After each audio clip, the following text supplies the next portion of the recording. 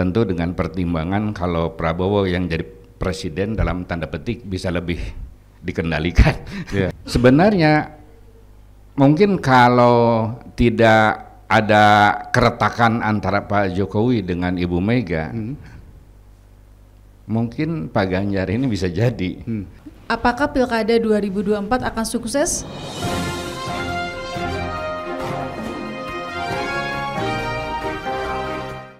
Kita akan mengupas tentang menelisik dinamika saat dan pasca pemilu 2024, di mana kita ketahui bersama banyak sekali peristiwa-peristiwa menarik, baik dari sisi penyelenggara hingga kandidat-kandidat partai politik maupun juga perseorangan dalam proses pemilu kemarin. Dan bagaimana para akademisi melihat fenomena-fenomena yang terjadi, dan bagaimana juga pemerhati menilai seperti apa kendala ataupun juga dinamika yang terjadi pada saat pemilu kemarin. Kita akan mengupas tuntas semuanya dalam dialog edisi kali ini bersama saya, Wildan Pratomo. Dan pendengar, seperti yang tadi saya sampaikan, pada pagi hari ini kita tengah berada di Stikom Bandung. Boleh suaranya dulu dong teman-teman Stikom? Baik, di mana pagi hari ini saya pun sudah bersama dengan dua orang narasumber yang sangat expert dan sangat kompeten di dunia perpolitikan. Yang pertama, beliau merupakan Ketua Sekolah Tinggi Ilmu Komunikasi Bandung, yakni Dr. Dedi Jamaluddin Malik, MS. Assalamualaikum Pak Dedi. Lalu narasumber berikutnya, beliau mungkin di pendengar RRI sudah tidak asing. Beliau tidak hanya menjabat hari ini sebagai pemantau pemilu, namun juga pernah menjadi anggota komisioner KPU Kota Bandung selama 2 periode, yakni 2013 hingga 2023, yakni Ibu Suharti. Assalamualaikum Bu Suharti. Nah, langsung saja saya ingin mulai berdiskusi atau juga ngobrol dengan Pak Dedi dulu nih Pak. Pak, kita tahu pemilu sudah berakhir, tapi pasti banyak banget nih catatan-catatan yang ada ataupun juga dilihat, ditemukan oleh seluruh unsur masyarakat, terlebih akademisi. Nah, bagaimana menurut pandangan Pak Dedi ini Pak? Seperti apa pandangan Bapak terhadap pemilu yang baru saja kita lalui ini Pak? Bangga Pak. Terima kasih. Saya mau menyimpulkan aja dulu bahwa sekarang ini rezim politik yang ada adalah rezim populisme otoritarian. Itu kesimpulan dari seorang pengamat politik, saya motif saja, gitu. Dan itu sudah dipublish di media. Nah, kenapa demikian? Karena pada saat menjelang pemilu itu ada 4 desain yang saya lihat. Pertama, desain politik. Yang kedua, desain hukum. Yang ketiga, desain birokrasi, strategi birokrasi, dan yang keempat, desain bansos. 4 faktor itulah yang menyebabkan Pak Prabowo dan Gibran menang. Gitu. Desain politik Indonesia Maju, itu Golkar, itu PAN, kemudian Gerindra, PBB, dan partai yang baru itu yang besutan para mantan PKS, Garuda. Jadi itu koalisi cukup gemuk, dan Pak Prabowo kan meminta kepada Pak Jokowi supaya anaknya Gibran itu menjadi wakil. Dan tentu saja karena koalisi Indonesia Maju ini banyak di antara mereka jadi menteri, jadi kekuatannya lebih signifikan karena bisa memobilisasi banyak hal gitu. Sebenarnya mungkin kalau tidak ada keretakan antara Pak Jokowi dengan Ibu Mega, mungkin Pak Ganjar ini bisa jadi, gitu. Tapi waktu itu konon kan Pak Jokowi meminta ke Ibu Mega supaya Prabowo yang jadi presiden, ya, wakilnya adalah Pak Ganjar. Yeah. Tentu dengan pertimbangan kalau Prabowo yang jadi presiden dalam tanda petik bisa lebih dikendalikan daripada dengan Ibu Mega. Jadi kalau Ganjar yang jadi presiden dalam perspektif Pak Jokowi tentu tidak menguntungkan gitu. Tapi kalau Pak Prabowo itu kan sudah sangat katakanlah apa yang diharapkan, diinginkan oleh Pak Jokowi itu selalu ikut gitu kan Pak Prabowo.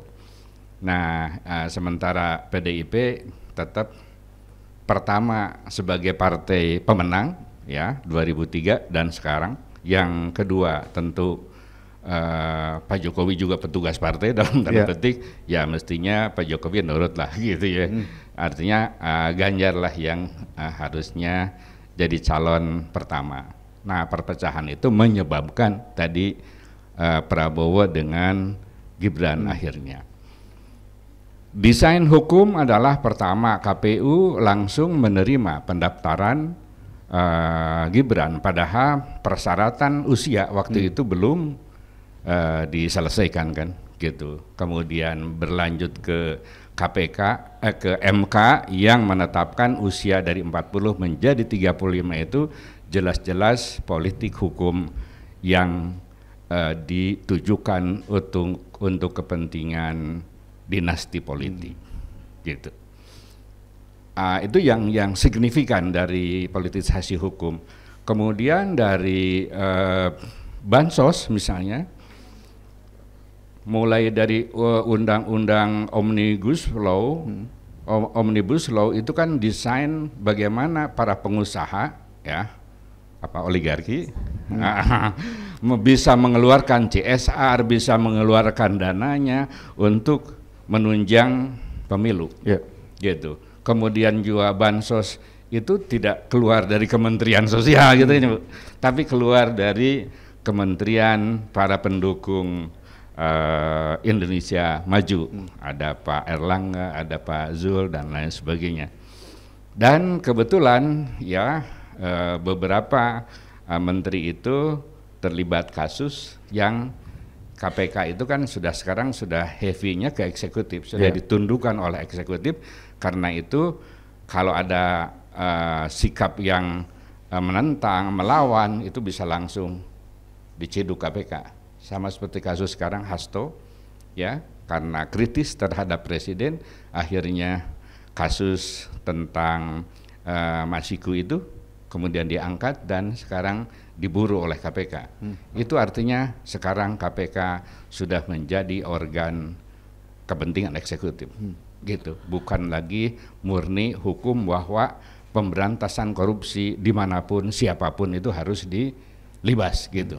Itu terjadi pada saat pemilu. Nah, bagaimana pada saat paskanya Pak? Karena kan biasanya kalau pasca ini senggolannya langsung ke pihak penyelenggara dan banyak juga nih ternyata partai politik yang melaporkan ataupun mengadukan atas ketidakpuasannya terhadap penyelenggara, baik itu ke MK maupun ke Dewan Kehormatan Penyelenggara Pemilu itu sendiri. Ya, salah satu problem lagi adalah soal KPU. Ya, Ibu bisa memberikan kesaksian itu tidak murni amat, tidak memiliki independensi yang benar-benar netral ya gitu, dan tidak bisa memonitor di internal apakah terjadi penggelembungan suara, apakah terjadi misalnya calon yang satu nomor 4 karena tidak jadi diambil suaranya, dipakai untuk menaikkan suara yang potensial jadi misalnya, sehingga ada hak orang lain yang harusnya jadi ternyata tidak jadi karena permainan di internal. Kan saksi di KPU itu saksi dari partai. Pada saat saksi di partai, saksinya itu calon anggota dewan, bagaimana bisa netral? Gitu, itu saya alami itu. Nah, sekarang yang kuat adalah keberlanjutan politik dinasti. Ya kan, Kaisang mau dicalonkan wakil gubernur Jakarta misalnya, kemudian Bobi juga bakal didorong untuk menjadi gubernur Sumatera, Dan beberapa PJ sekarang di daerah-daerah strategis itu sudah mulai diganti supaya mendukung tadi politik dinasti itu. Jadi ke depan apa? Ke depan politik dinasti akan semakin marak, semakin signifikan. Ya tentu saja bukan hanya keluarga Pak Jokowi ya, tapi keluarga-keluarga yang lain. Kelihatannya trennya itu masyarakat nggak apa-apalah politik dinasti itu gitu. Yang penting kan dapat bansos. Problemnya adalah kan sekarang kaum intelektual ini bersuara bahwa terjadi indikasi demokrasi itu mulai mundur sekarang. Indeks demokrasi itu dari 75 berapa sekarang menjadi 71 gitu, hasil riset paling baru di media gitu. Kemudian di tengah indeks demokrasi menurun, utang Indonesia itu udah 800 triliun sekarang ini.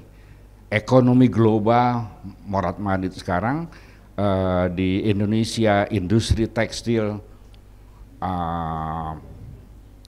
shock dan banyak yang kolaps di Jawa Barat sekarang ini. Kenapa? Karena diambil pasarnya oleh media sosial dan kekuatan Cina yang cukup besar yang masuk ke Indonesia mengenai tekstil ini. Ekonomi kelihatannya tidak akan baik-baik saja ke depan. Dolar berapa sekarang? 17.000 gitu. Sementara kan beban anggaran untuk menyisihkan program yang dijanjikan itu tentang makan siang gratis misalnya, itu kan sekarang sudah mengalokasikan Kementerian Keuangan tuh 71 triliun untuk itu. Yang lain-lain kan berteriak karena terambil oleh dana itu untuk makan siang gratis. Jadi ini problem ke depan itu, betulkah Pak Jokowi dengan Pak Prabowo itu ke depan akan terus saling mengisi atau sebenarnya bebannya terlalu berat misalnya karena proyek IKN yang begitu mahal dan pengen cepat selesai, itu membuat beban misalnya bagi presiden yang baru. Dari situlah mungkin kondisi-kondisi dalam tanda petik keretakan bisa terjadi. Jadi ke depan itu sangat dinamis, belum tentu ya Pak Prabowo itu dengan serta-merta mengikuti apa yang didesainkan, apa yang sudah disiapkan oleh Pak Jokowi. Misalnya IKN itu harus segera jalan. Wong untuk 17 Agustus saja sekarang itu sudah mulai dibagi dua tuh upacara di Kalimantan di IKN-nya dan upacara di Jakarta. Artinya apa? Sebetulnya itu menunjukkan kan belum siap. Infrastrukturnya belum siap. Jadi saya di situ melihat ada nanti kemungkinan bahwa program-program yang diharapkan oleh Pak Jokowi dilanjutkan secara serta-merta oleh Pak Prabowo itu tidak segampang yang diharapkan dengan kondisi ekosistem, kondisi politik global, kondisi ekonomi global yang sekarang ini bermasalah. Terima kasih. Nah, saya ingin bergeser ke Bu Suharti. Bu, bagaimana pandangan Bu Suharti selaku pemerhati pemilu dan sebelumnya juga menjabat sebagai Ketua KPU, dinamika yang terjadi baik itu saat maupun pasca pemilu kemarin, Bu? Terima kasih Kang Wildan, rekan-rekan semua. Tentunya pemilu 2024 kemarin menyisakan residu ya Pak ya. Residunya adalah distrust, ketidakpercayaan publik kepada negara, ketidakpercayaan publik kepada penyelenggara pemilu. Banyak hal yang terjadi dan puncaknya itu tadi, distrust tadi. Apakah Pilkada 2024 akan sukses? Ya tadi, ketika distrust itu menjadi trust gitu, menjadi kepercayaan publik. Hari ini masih banyak sebagian masyarakat distrust terhadap penyelenggara negara, pemerintah maupun juga penyelenggara pemilu yang akan melaksanakan Pilkada di 2024. Itu yang terjadi.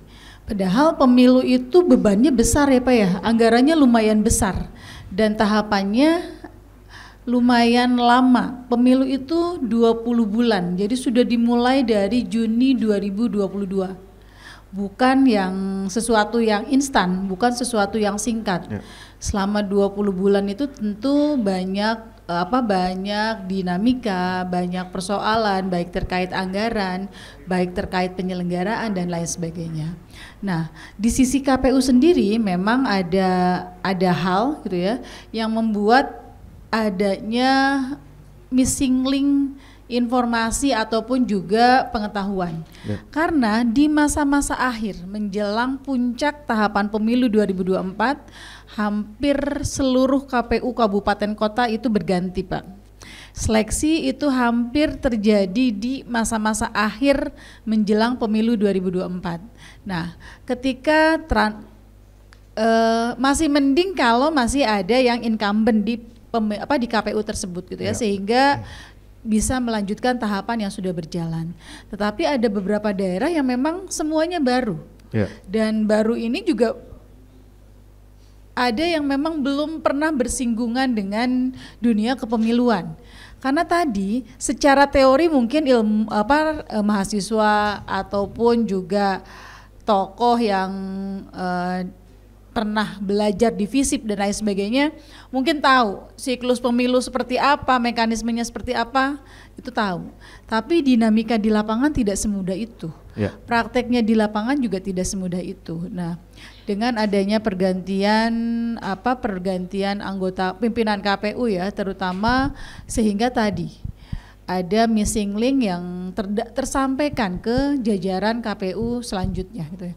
Sehingga distrust itu yang tadinya kecil lama-lama juga makin membesar nih ketidakpercayaan publik pada KPU sendiri.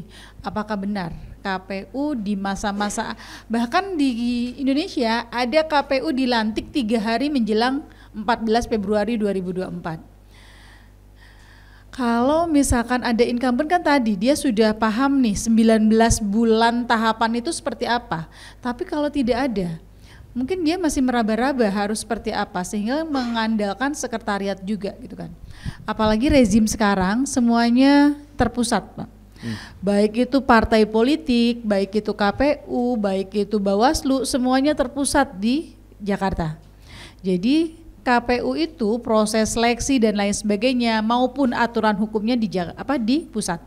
Karena KPU kabupaten kota itu hanya sebagai eksekutor. Regulatornya ada di KPU RI. Sehingga kita KPU di kabupaten kota nggak bisa melakukan kebijakan-kebijakan lain selain yang diatur oleh KPU RI. Begitupun Bawaslu.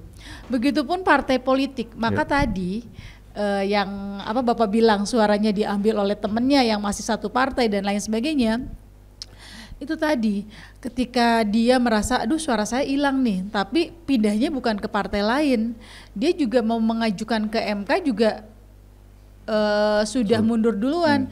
Saya ngajuin ke MK enggak, partainya mau daftarin enggak Pak nih? Karena yang daftarin ke MK, yang berhak untuk mendaftarkan gugatan ke MK itu partai.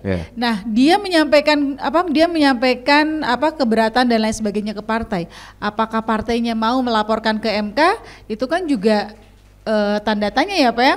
Misalkan orang yang mengadukan ini tidak diharapkan oleh DPP, mungkin dia nggak akan mengadukan gugatannya ke Mahkamah Konstitusi. Nah, karena sistem yang terpusat itulah juga menjadi persoalan hari ini gitu. Jadi semuanya, bahkan untuk calon kepala daerah, meskipun DPC-nya sudah mengajukan, sudah punya calon nih, sudah koalisi sana sini, kalau tidak ada surat rekomendasi dari DPP itu nggak bisa didaftarin Pak. Gitu. Jadi memang rezim sekarang itu rezimnya terpusat sehingga menjadi banyak persoalan gitu ya, banyak persoalan hari ini. Nah, dinamika kemarin sebelum pemilu itu juga lumayan tadi ya, apalagi perpindahan pergantian pimpinan di penyelenggara pemilu KPU maupun Bawaslu yang memang di injury time. Mereka nggak paham nih tahapan 19 bulan ngapain dan lain sebagainya, tiba-tiba harus melaksanakan puncak dan juga sengketa gitu ya. Bahkan ada dia pelantikan setelah 14 Februari Pak. dia nggak tahu proses tapi harus bersidang di Mahkamah Konstitusi gitu kan.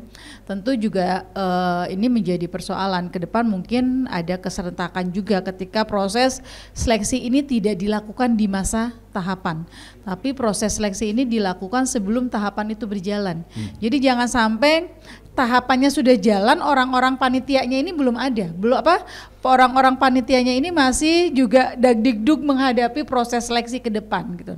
Nah ini yang terjadi sehingga tadi distrust ini muncul di masyarakat. Apalagi kemarin karena saya juga sempat ngobrol dengan beberapa calon ke depan, pemilu ke depan nggak perlu katanya turun dapil, cukup sebar amplop di H-3 kata gitu kan. Nah itu kan juga akhirnya menimbulkan tadi, apakah ini juga imbas dari distrust tadi, ketidakpercayaan pada penyelenggara. Meskipun penyelenggara sudah menyiapkan semua regulasi maupun semua perangkatnya, ada namanya Sirekap, ada namanya Silon dan lain sebagainya, yang seharusnya itu sudah terpublish dari mulai hari H itu. Jadi orang tersebut dapat suara berapa dan lain sebagainya itu harusnya sudah terpublish gitu ya. Tetapi tadi kan aplikasi hanya aplikasi. Ketika orang itu punya password untuk masuk, dia bisa ngerubah ya Pak ya. Nah itu.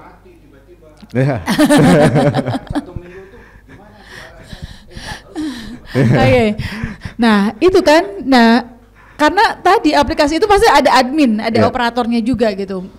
Di satu sisi tadi penyelenggara pengen transparan, tapi di situ sisi ada oknum-oknum tadi ya, yang sehingga aplikasi itu error dan lain sebagainya. Yang kedua, persoalan kedua adalah komunikasi publik yang nggak jalan. Maka tadi butuh media juga untuk bisa menyampaikan informasi itu ke masyarakat. Kota Bandung 2,5 juta, nggak mungkin disosialisasi, diedukasi oleh KPU yang personelnya terbatas, benar nggak Pak? Gitu. Maka tadi komunikasi inilah yang nggak jalan. Ada titik-titik komunikasi yang tidak jalan antara penyelenggara pemilu dengan media yang semestinya menjadi jembatan untuk bisa menyampaikan informasi itu ke masyarakat gitu ya, sehingga masyarakat aware bahwa pemilu ini sesuatu yang urgent, bahwa pemilu ini sesuatu yang penting untuk menentukan masa depan bangsa kita gitu ya. Apalagi masyarakat kita sudah di mereka tuh sudah wani piro gitu ya Pak ya. Jadi siapa yang berani mengeluarkan uang ya itu. Nah ini kan tidak bisa serta-merta juga kita rubah. Memang harus, edukasi itu menjadi penting.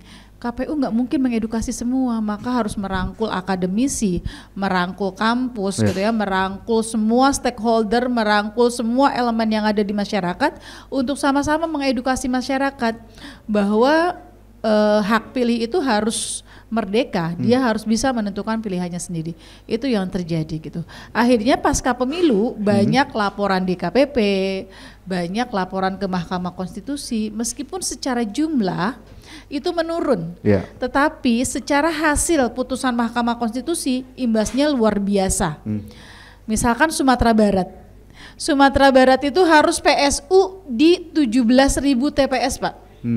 17.000 TPS itu bukan jumlah sedikit. Di satu sisi hari ini KPU sedang melakukan proses coklit di lapangan, pendataan pemilih untuk pilkada. Jadi dengan personel yang terbatas harus melaksanakan tahapan pilkada, harus melaksanakan residu dari pemilu 2024. Itu beban yang sangat luar biasa gitu ya. Nah, ini yang tidak terinformasikan ke masyarakat. Masyarakat nggak tahu gitu ya, masyarakat nggak tahu padahal pilkada ini tahapannya dari Januari, berarti sudah berjalan 6 bulan gitu ya. Tapi mana yang sudah dilakukan oleh penyelenggara kepada masyarakat untuk melakukan edukasi tadi gitu ya. Nah inilah yang memang harus dibenahi oleh rekan-rekan penyelenggara maupun pemerintah untuk sama-sama mengedukasi masyarakat menjelang 27 November yang akan datang gitu. Kota Bandung alhamdulillah nggak ada putusan MK gitu ya yang harus ditindaklanjuti. Tapi untuk daerah lain karena kan ini serentak se-Indonesia. Gitu. Nah Bu, ini saya menyoroti meng-highlight ternyata ada 2 permasalahan penting yang harus segera dibenahi karena tahapan pilkada sudah mulai berjalan ya Bu. Yang pertama distrust, Yang kedua, miskomunikasi. Nah, ini cara seperti apa yang harus dilakukan oleh penyelenggara khususnya? Karena kan udah nggak ada waktu nih untuk evaluasi besar-besaran, untuk rombak formasi pun tidak mungkin, karena memang semuanya sudah ada aturan mainnya seperti apa yang harus dan tidak boleh dilakukannya. Nah, ini langkah seperti apa yang harus dilakukan? Ya, tentunya tadi ya, distrust ini bisa juga menjadi trust ketika komunikasi itu terjalin dengan baik, gitu ya. Karena kan selama ini kesannya mereka tertutup ya ketika media menghubungi dan lain sebagainya. Padahal media mestinya menjadi jembatan untuk juga menyampaikan segala tahapan itu ke masyarakat. Ketika penyelenggaranya tertutup, akhirnya kan timbul timbul kecurigaan dan lain sebagainya. Ya, maka yang harus dilakukan oleh KPU hari ini, karena tahapannya sudah tinggal 4 bulan lagi menjelang 27 November, ya tadi transparansi kepada masyarakat, menyampaikan seluas-luasnya terkait informasi tersebut, tidak hanya di medsos, karena masyarakat Indonesia tidak semuanya main medsos, main medsos gitu ya. Maka yang secara tradisional juga tetap harus dilakukan ya Pak ya.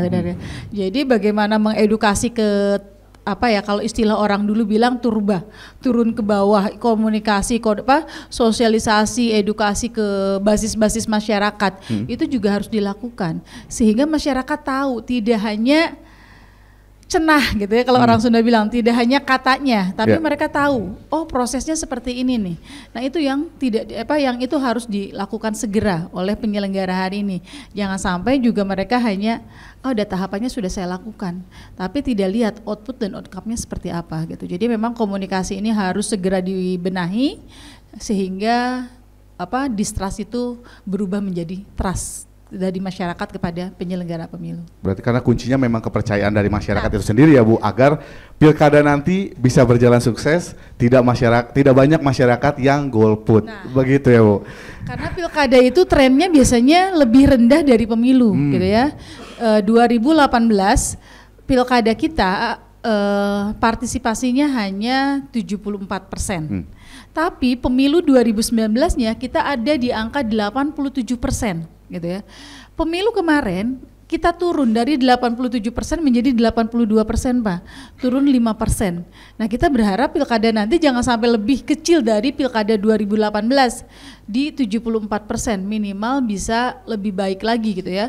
Nah, tentunya untuk meningkatkan partisipasi masyarakat ini bagaimana mengedukasi masyarakat untuk aware dan bisa berpartisipasi dalam tahapan pemilu 2024. Apalagi sekarang coklit, jangan sampai hak masyarakat terzolimi, terhilangkan dari daftar pemilih tadi gitu. Baik, boleh berikan tepuk tangan meriah dong untuk kedua narasumber kita. Nah, ini pembahasan semakin menarik nih untuk teman-teman mahasiswi Stikom Bandung yang ingin bertanya langsung ke dua orang narasumber luar biasa yang bersama saya pada pagi hari ini. Boleh langsung mengacungkan tangan ya, sebutkan nama dan jurusan serta angkatan tahun berapa nih. Mangga Akang Teteh. Mangga Teteh yang di sebelah kiri saya. Assalamualaikum warahmatullahi wabarakatuh. Waalaikumsalam. Saya Ananda Putri Dwi Septianti Hairunisa, jurusan Public Relation, angkatan tahun 2023. Saya ingin bertanya, sejauh mana pemilu 2024 meningkatkan representasi kelompok-kelompok yang selama ini kurang terwakili, misalnya perempuan, masyarakat adat, dan disabilitas. Lalu, apa pelajaran utama yang bisa dipetik dari pelaksanaan pemilu 2024? Terima kasih. Baik, nah ini langsung aja nih, kayaknya bisa ke Bu Suharti, bisa ke Pak Deddy juga nih. Maka Pak, Bu Suharti dulu, maka Bu Suharti. Oke, sebenarnya kalau kita bicara regulasi, semua itu harusnya teredukasi gitu ya, terfasilitasi dengan semangat tagline KPU melayani, harusnya mereka semua terfasilitasi gitu ya, terlayani dengan baik. Karena bahkan Undang-Undang 7 2017 kan tidak ada perubahan, sehingga kaum marginal, perempuan dan lain sebagainya itu punya hak yang sama. Apalagi banyak regulasi lain, tidak hanya Undang-Undang 7 yang melindungi mereka gitu ya. Jadi semua warga negara tanpa terkecuali mempunyai hak politik yang sama, hak untuk memilih dan dipilih gitu. Nah, itu balik lagi juga pemilu ini kan yang terpenting itu adalah daftar pemilihnya. Ketika orang tersebut tidak ada di dalam daftar pemilih, itu juga nggak bisa datang ke TPS untuk menggunakan hak pilihnya.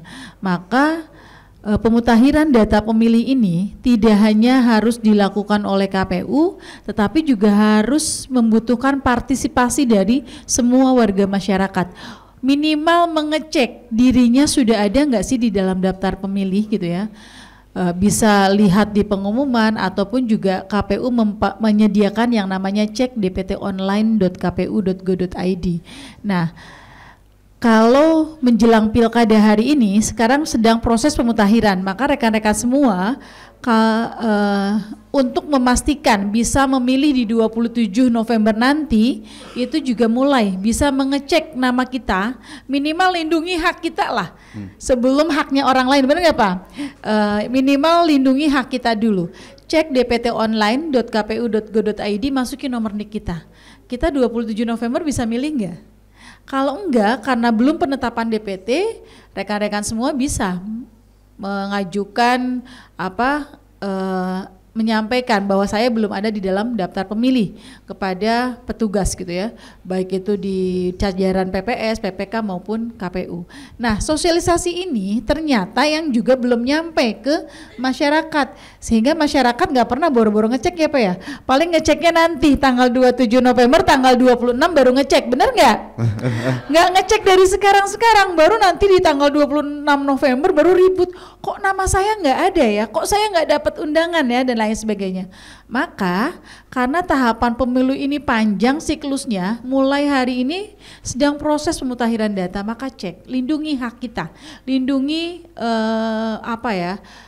hak konstitusional yang sudah diberikan oleh negara kepada kita. Kita sudah terdaftar enggak di dalam pemilu? Ketika kita sudah mengecek diri kita, minimal keluarga kita, sahabat kita ada enggak? Kalau enggak, maka kita sampaikan informasi tersebut. Yuk sama-sama cek data kita, ada enggak gitu. Nah, itu yang harus dilakukan gitu ya. Karena tadi negara juga tidak bisa data pemilih kita hari ini, karena kan berdasarkan dari DP4 Kementerian Dalam Negeri. Ternyata datanya juga belum valid.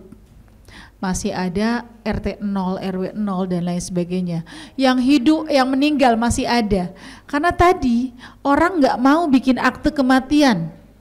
Sehingga di data kependudukan negara nggak bisa menghapus itu.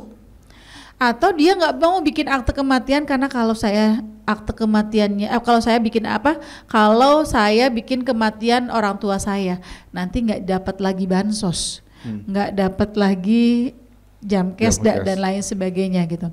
Nah, itu alasan klasik di masyarakat. Kalau misalkan dinyatakan meninggal dan lain sebagainya, maka data pemilih hari ini masih banyak orang yang meninggal gitu ya.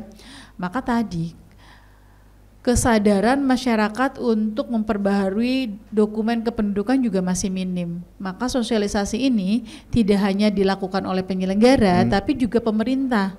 Bagaimana dokumen kependudukan ini terus update gitu ya, terus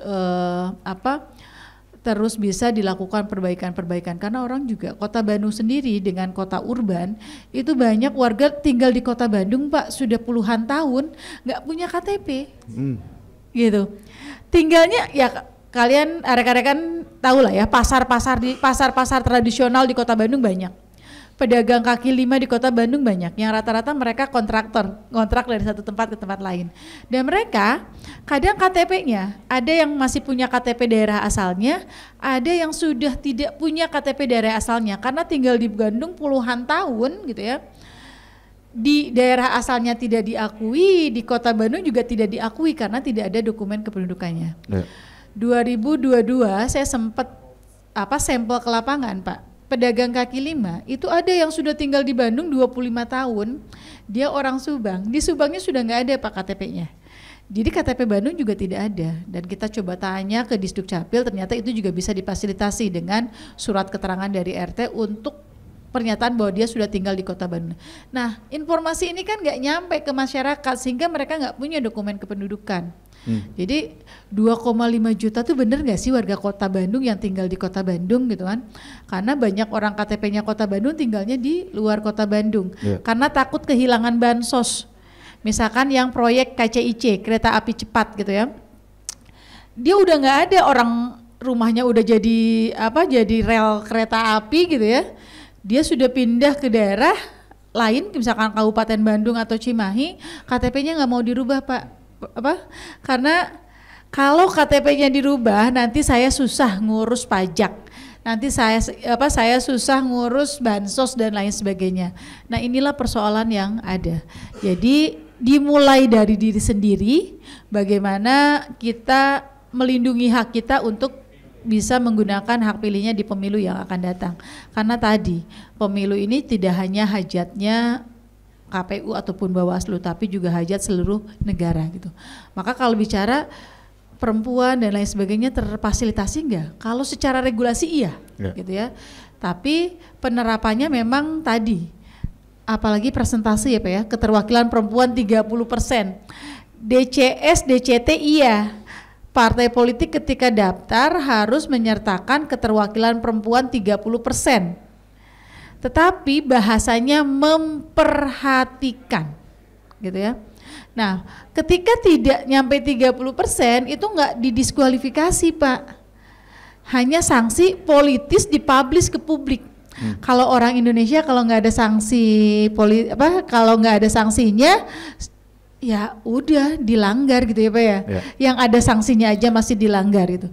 Nah itu yang sebenarnya harus menjadi perbaikan dan dimulai dari diri sendiri untuk bisa melayani diri sendiri, untuk bisa berpartisipasi dalam seluruh tahapan pemilu gitu ya, apapun pilkada di 2024 yang akan datang. Karena kemarin banyak sekali nih mahasiswa yang nggak bisa menggunakan hak pilihnya karena ketidaktahuan. Padahal bisa ngurus yang namanya pindah memilih, tapi karena nggak tahu, mereka nggak ngurus pindah memilih, akhirnya ya cukup di kosan saja, nggak datang ke TPS gitu. Baik, gimana menurut pandangan Mbak Didi sendiri Pak? Ya, hasil pemilu 2024 itu yang paling representatif adalah putra mahkota, politik dinasti, dan para pengusaha yang menjadi pengen jadi anggota dewan, gitu. Sementara apalagi disabilitas, kaum perempuan pun ya tadi baru formal. Pada kenyataannya tadi karena tidak ada sanksi, ya tidak mewakili 30% juga, ya jadi tidak apa-apa gitu. Iya, karena itu muncul gagasan-gagasan sekarang ini. Perlu lagi dipertimbangkan keterwakilan yang ditunjuk, gitu. Seperti dulu zaman Pak Harto itu ada intelektual, representasi masyarakat adat, pemimpin adat itu ditunjuk untuk tadi masuk ke DPR bukan lewat pemilu, karena pemilunya tadi ini sudah sangat bias bisnis. Jadi kalau tidak punya 10 miliar, punya 10 miliar pun tidak jadi, itu banyak ya tokoh-tokoh yang sering menghiasi media nasional tidak jadi lagi gitu. Ini kan problem betul, aktivis-aktivis yang kere itu gitu, yang dari awal itu concern dengan keadilan, concern dengan lingkungan segala macam, nggak bisa jadi anggota dewan sekarang karena tidak punya modal. Sementara yang tidak jadi apa-apa, tidak punya pengalaman politik, tidak pernah aktif berorganisasi, tiba-tiba jadi calon dan jadi. Itu karena bapaknya. Gitu. Berarti perbaikan untuk undang-undang sendiri sebenarnya perlu dilakukan ya Pak, sehingga pemilu ini bisa berjalan dengan semestinya. Dimana kalau misalkan ada larangan, sanksinya pun harus jelas, harus detail, eksplisit, seperti itu Pak. Problem kita kan penegakan hukum. Tapi regulasi itu jangan dibuat di saat tahapan. Undang-undang itu jangan dibuat beririsan dengan tahapan. Jadi ketika kita sudah menjalankan tahapan, tiba-tiba ada regulasi baru yang harus merubah itu juga agak sangat beresiko ya. Contohnya tadi harusnya 40 tahun calon presiden wakil presiden itu tiba-tiba berubah jadi 30, mestinya keputusannya itu nanti pemilu yang akan datang 5 sehingga tahun kan kemudian. KPU harus merubah PKPU, Bawaslu harus merubah Perbawaslu dan lain sebagainya. Akhirnya turunan ke bawahnya yang panjang. Kita sudah menetapkan, akhirnya harus mundur lagi. Jadi ke depan kalaupun ada revisi Undang-Undang 7 itu dilakukan sebelum tahapan pemilu dijalankan.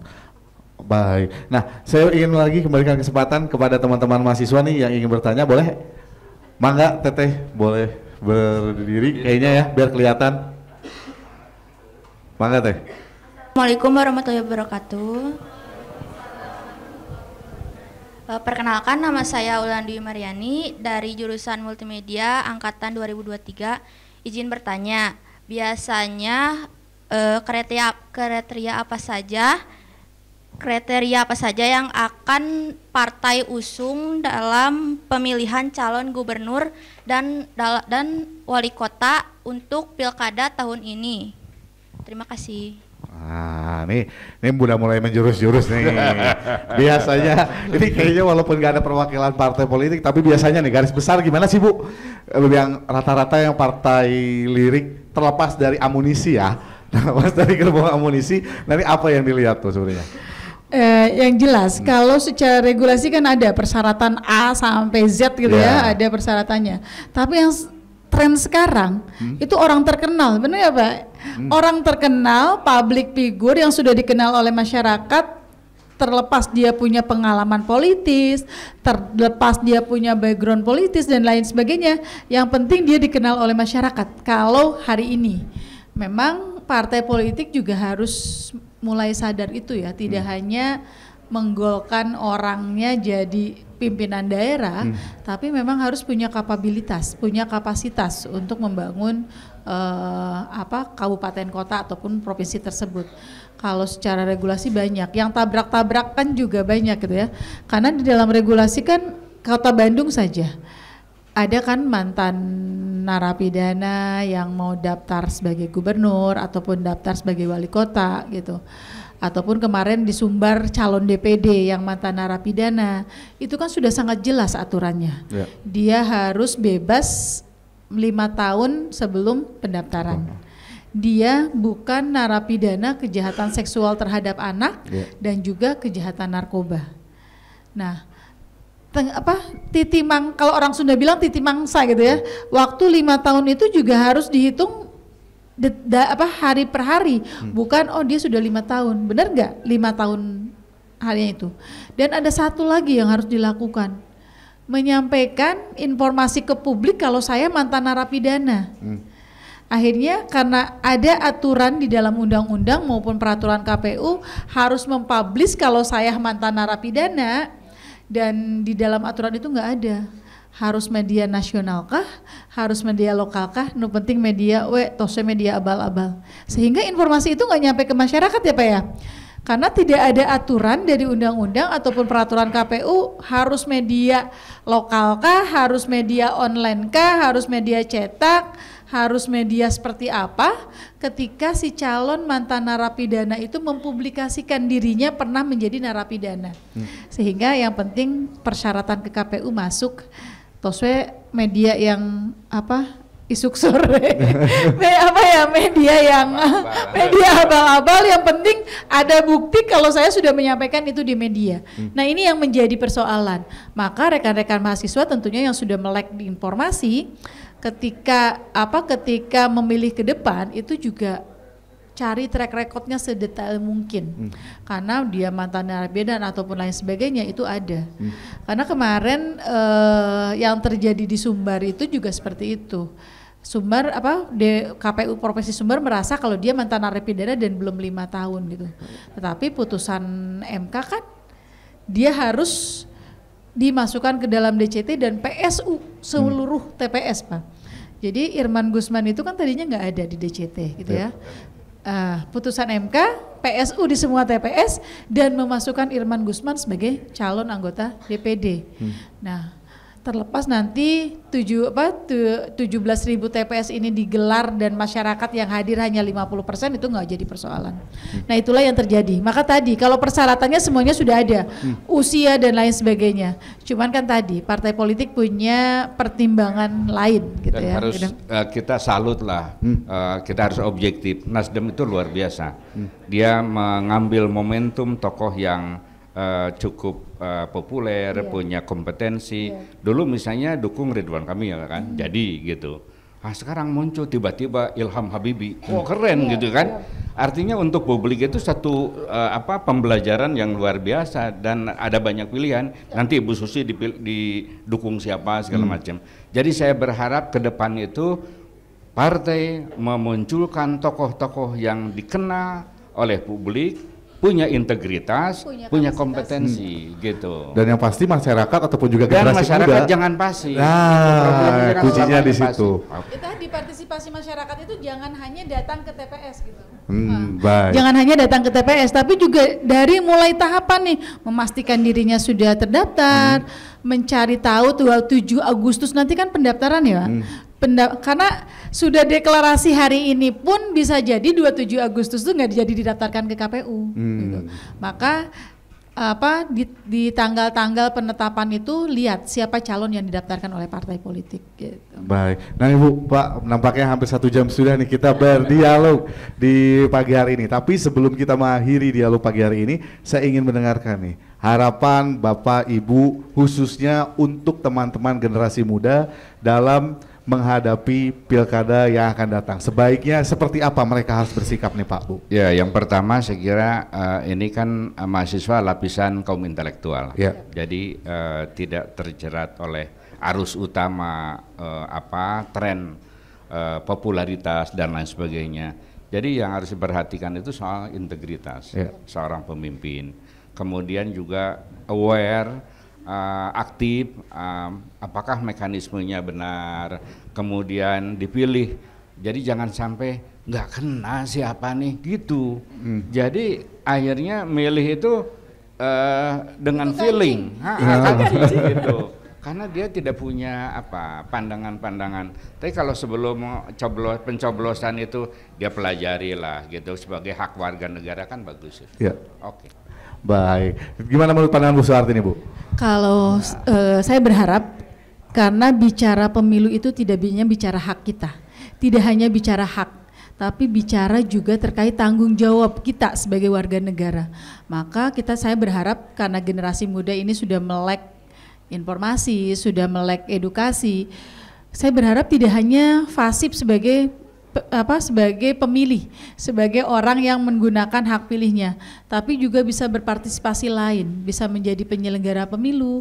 Karena nanti di bulan Oktober itu kan akan ada rekrutmen besar-besaran petugas KPPS.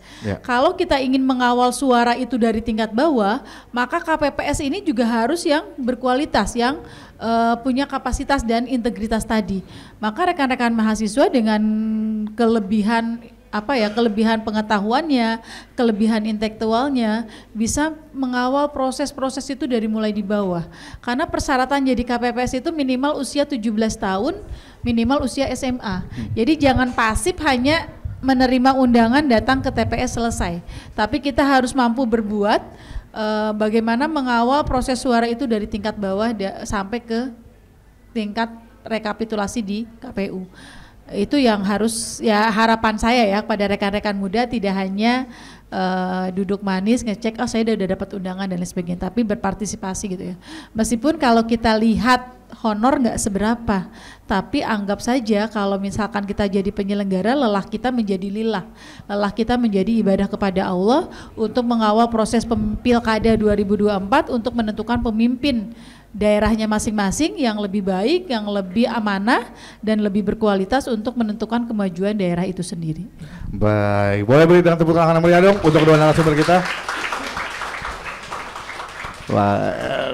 Dan tidak terasa pendengar, kita sudah berada di penghujung dialog pada pagi hari ini. Terima kasih banyak untuk Stikom Bandung. Boleh sekali lagi tepuk tangannya.